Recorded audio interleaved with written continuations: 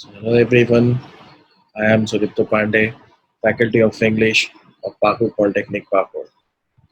So, in this lockdown, we are stuck in our homes, and due to which our college has decided to provide you all online education so that your studies won't get hampered. So, today we are going to start the very first chapter of the second semester,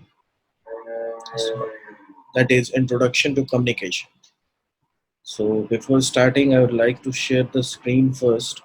I'm going to teach you with the help of a PPT.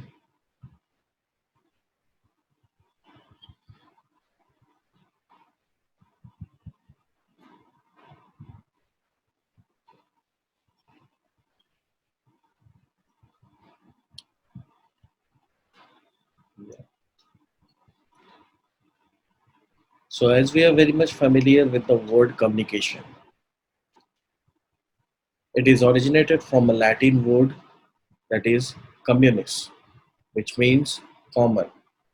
Means to say that there should be something in common, then only we can communicate with each other.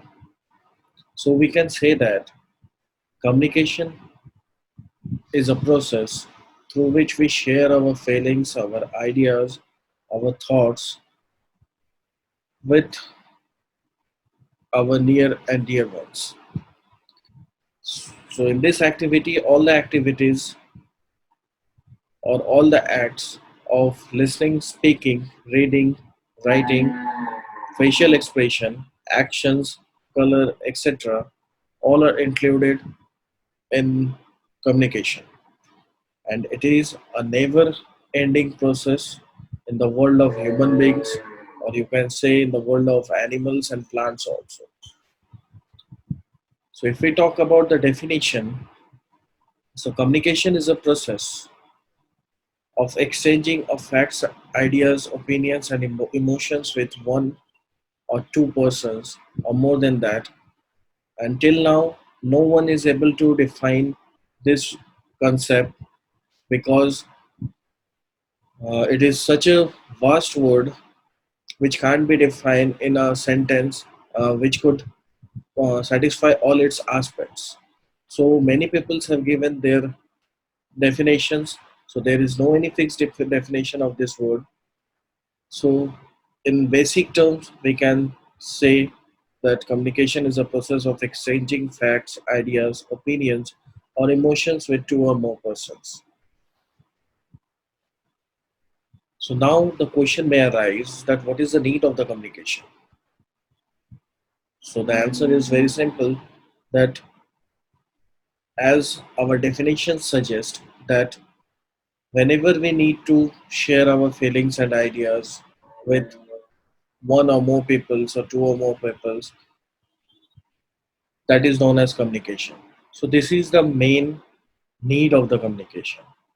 And if we talk about any organization, so it plays a very much important role in attaining the objectives of the organizations. Because suppose if we are if I have to sell a mobile phone, so in this regard, I have to communicate what are the features of the mobile phone. Then only the buyer will buy the phone from me. Without communicating the features, I won't be able to sell the some mobile phone. So in the features, we can say that it has 48 megapixel camera, or it has 6 GB RAM or 128 GB memory, and a Snapdragon processor. Uh, whatever the features you are having in your phone, you have to first communicate with it with your customer or with the buyer. Then only he will buy the phone from you. So without communicating, I won't be achieve the goal of uh, whatever the goal I am having. So in so this is the case of the organization also. So in organization also, communication plays an important role for achieving its goal or its objectives. And the one more very important function of communication is that we need it for our day-to-day activities also. So it is essential whenever we are going to buy something or uh, whatever we want to save with someone. So for that, communication is needed. So in day-to-day activities also, communication plays a very important role, and it is essential for the function of the process of management also. Now, what are the situation of communication? So always remember that in communication, at least two persons are required. The first one is the sender, and the second one is the receiver. The person who is desirous of passing some kind of information is known as sender. Whatever the message is being passed, so it will be received by the receiver. So we can say that there should be a person to whom the message or the information is to be passed on. The next is whatever the message is being passed, the receiver partly or wholly understand the message passed on to him. And after understanding the message, whether it is partly or wholly, the receiver responds through the feedback. The next is what is the importance of communication. So just now we have seen one example of the organization, and as I have given the example of selling a mobile phone, if I need to sell a mobile phone, for that also communication is needed. So for achieving any objectives or goal of the organization, communication is needed. So you can say that communication is the lifeblood of any business. So no business can be performed without effective communication. And one more important importance of communication is that it promotes a spirit of understanding and cooperation between the management and the employees. So without communication, we won't be able to promote a spirit of understanding and cooperation. So for that, effective communication is needed. So we must have heard one word, that is negotiation. So many students get confused that what negotiation is. In simple terms, you can say that we use a word bargaining. So whenever we go to the market before buying any products or any products which don't have any MRP on it, we used to do bargain. Then only we buy. So bargaining is similar to the negotiations. So in this, for negotiation also, communication is important, and it helps to keep in touch with the distributors, retailers, individuals, customers also. If if we talk about any job, in that also communication plays an important role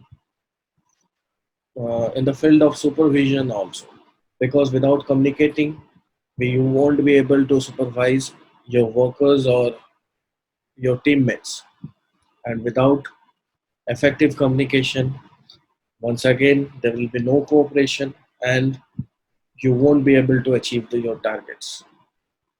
And which is very common that for moral boosting and for motivating anyone, communication is needed. So this is communication cycle, and this is very important for your examination. So as I have earlier said that two persons are needed. The one is sender and the other is receiver or the recipient. Sender is someone who is desirous to send the message. Clear? So these all are the elements in exams. One question usually comes that draw the communication cycle and define its elements.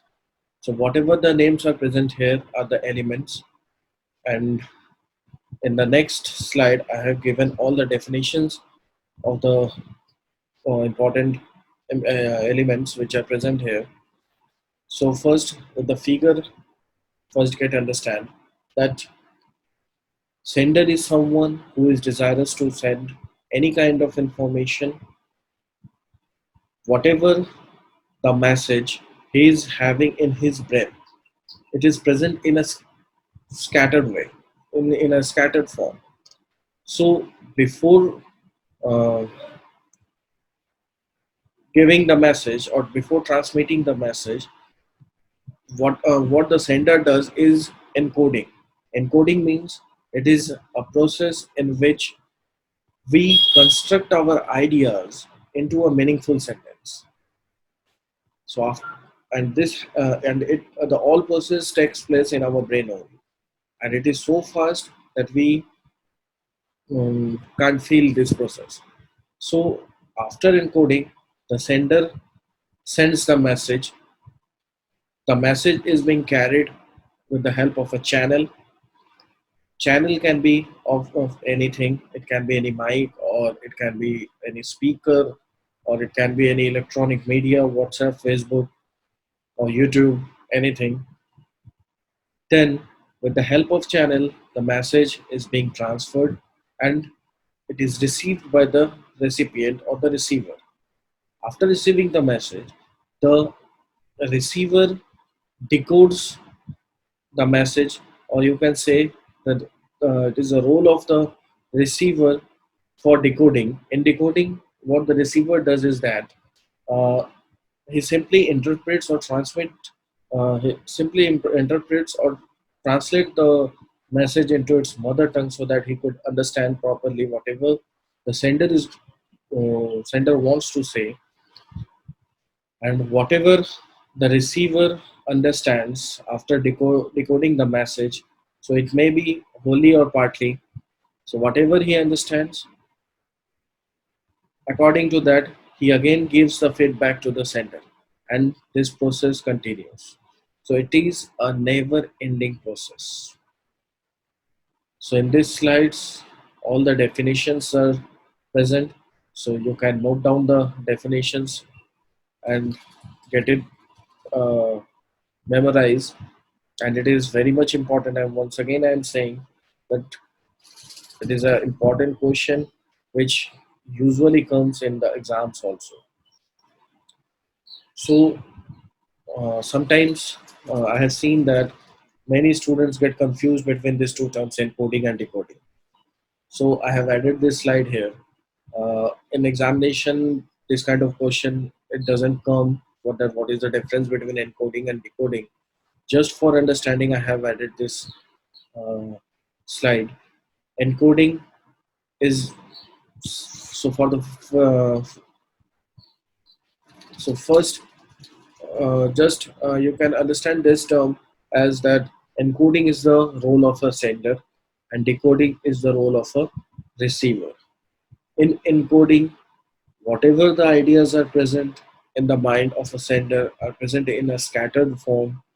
So before transmitting whatever the ideas we are having or the sender is having, what the sender does is that sender first construct his ideas into a meaningful sentence, and the process of constructing the ideas into a meaningful sentence is known as encoding. If we talk about decoding, so decoding is the process which is done by the receiver, and after getting the message, what the receiver does is that the receiver transmits the message. The receiver interprets the message and translate it into its mother tongue, so that he gets to understand whatever the sender wants to transmit the information, and after understanding, he gives the feedback to the sender. Now, if we talk about the features of the communication, so you can say that it is a summary of the everything whatever we have read till now, that it is one of the essential elements of all the activities at all levels in human beings. The second thing is that for any communication, at least two parties are required, that is sender and receiver. The third point is, as I have earlier discussed, that it is a never ending process. So you can say it is a continuous process. The fourth one is that there can be several mediums of communication.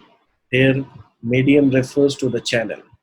As I already said, the channel can be any electronic media such as WhatsApp, Facebook, YouTube, or it can be any mic or speaker. So several mediums can be there for communication. Next point is that it deals with the transmission of facts, ideas, and feelings.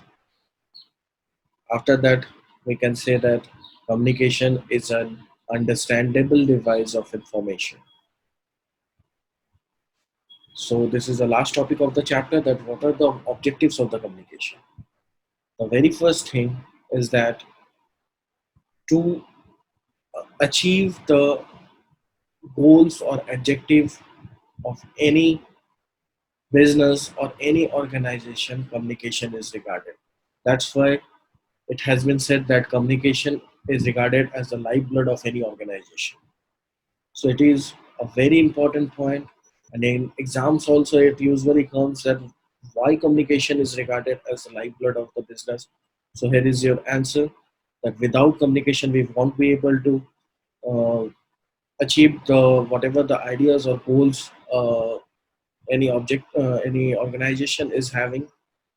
The second point is that it helps to improve the performance and job satisfaction of employees at all levels.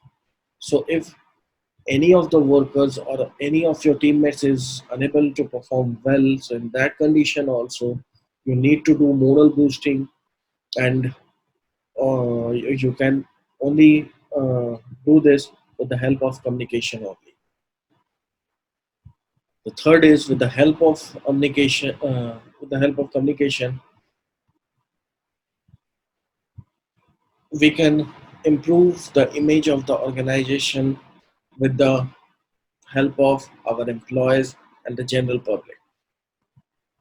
The second last point is that it improves understanding, approval, and support of the organizational position on vital economic, political, and social issues.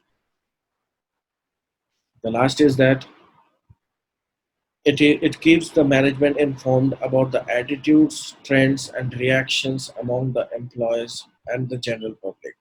So whoever is present in the role of a management, he get informed with the help of communication only, that what are the attitudes or reactions is being going on among the employees, or what general public, what is the reaction of the general public regarding their organization, and through this the management can improve its process of managerial works also.